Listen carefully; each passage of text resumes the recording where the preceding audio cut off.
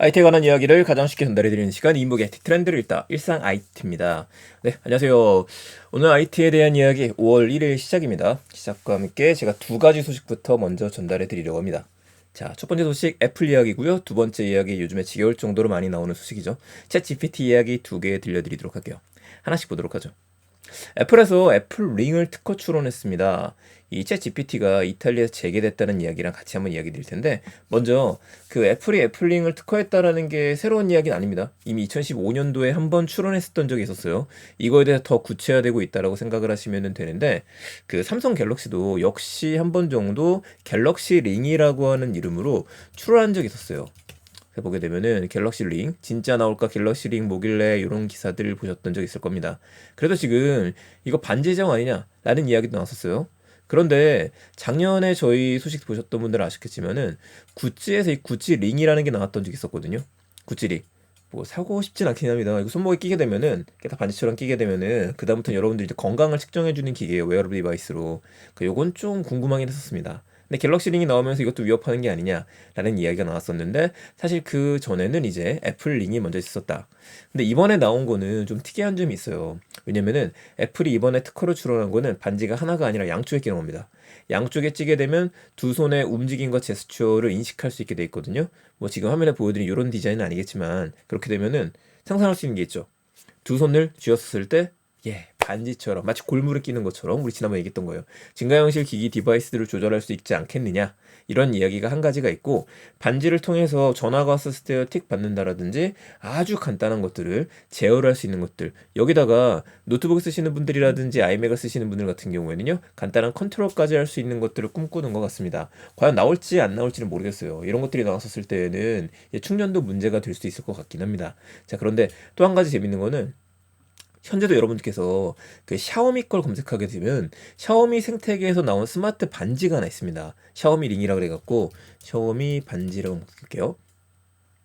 네, 그러면은 이런 형식으로 나와져 있는 것들이 있거든요. 요 반지가 뭘 할 수 있느냐?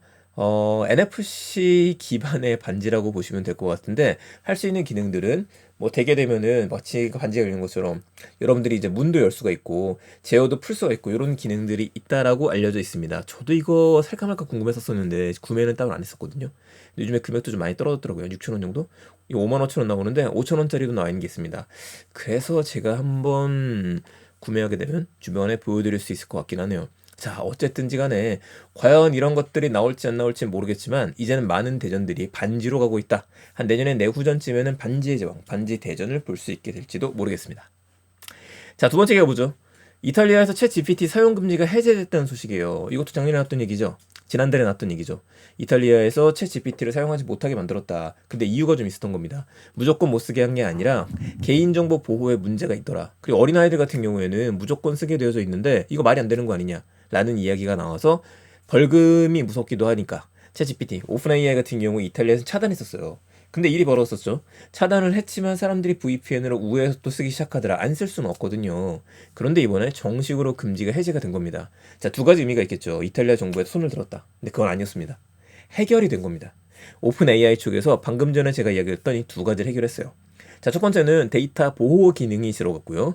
두 번째는 사용하기 전에 우리나라는 아니고 이탈리아에서만 18세 이상이니까 이걸 묻는 팝업창이 나타나서 18세 이하인 경우에 부모가 동의를 할 수 있도록 이렇게 쓰는 기록들이 나오게 됐습니다. 자, 그러면 프라이버시 보호 문제는 어떻게 해결했을까요? 이걸 잠깐 보여드리려고 하는데 여러분께서 바로 적용했으니까 오픈 채팅방 들어가셔갖고요. 챗 GPT 들어가시고 난 다음에 하단 메뉴를 보시게 되면은 설정 메뉴가 있어요. 여기서 설정 메뉴에 들어가시게 되면은 이 데이터 컨트롤이라고 하는 메뉴가 있어서 얘를 봤었을 때 얘 숨길 수 있도록 되어 있습니다. 얘를 숨기게 되면은 대신에 30일까지는 보관이 된다라고 이야기를 해요. 그리고 30 이후에는 완전히 삭제가 된다라고 합니다. 저도 궁금해서 삭제 한번 해볼까? 눌러봤었는데 누르게 되면은 챗 히스토리 오프 메뉴 이렇게 뜨게 되어 있고요. 다시 뜨게 되면 이렇게 나타나게 됩니다. 근데 저 같은 경우에는 이제 각각의 대화창을 트레이닝을 시키고 난 다음에 그 대화창에서만 이야기하게 되는 것들이 있다 보니까 시크릿 모드까지 쓰진 않을 것 같습니다. 하지만 여러분들 궁금하시다면 그리고 내 데이터가 더 이상 쓰지 않기를 원하신다고 한다면 분명히 이 기능을 사용하셔야겠죠. 대신에 자 이런 것들을 보면은 볼수록 마음이 살짝 불편해지는 이유는 뭐냐면요. 제가 사다리 걷어차기라고도 이야기 드렸었던 적이 있었는데 이미 큰 회사들 같은 경우에는 이제 자기네들이 더 이상 데이터 수집을 안 해도 되는 거예요. 많이 수집하면 좋겠지만 그러니까 어느 정도 수집한 데이터가 있으니까 이제는 수집을 안 해도 됩니다. 그런데 이제 시작하는 AI 쪽의 스타트업들 같은 경우에 작은 회사들 같은 경우에는 더 많은 데이터가 필요하게 되어져 있는데 오픈 AI에서 이런 기능 프라이버시 보호 설정부터 시작해서 데이터에 대한 것들을 받지 않겠다라고 이야기를 하게 되면은 이제 시작하는 회사들은 이 기준을 따라갈 수밖에 없거든요. 지금 뭐 전 세계가 통용될 수 있는 AI를 어떻게 교육시킨다라든지 프라이버시 문제를 어떻게 하자라는 규정이 나온 건 없지만 오픈 AI가 선 예를 만들었기 때문에 나머지 회사들도 따라갈 수밖에 없고 나머지 국가들도 이런 예를 보고 나서 요구할 수밖에 없게 될 것 같습니다. 다음번 승부수라고 한다면 데이터 보호에 대한 문제가 될 수도 있겠네요. 저는 IT에 대한 이야기 여기서 마무리 짓도록 하겠습니다. 오늘 두 가지 소식, 이탈리아 챗 GPT 사용금지 해제에 대한 이야기하고요. 첫 번째 소식이었었던 애플의 애플링 특허에 대한 이야기 두 가지 기억해 주시기 바랍니다. 저도 조만간에 샤오미 반지 입수하는 대로 또 소개해 드리도록 하겠습니다. 리뷰를 보고 싶었는데 리뷰가 거의 없더라고요. 좋은 하루 되시고요. 다음 주에 뵙겠습니다. 감사합니다. 일상 IT였습니다.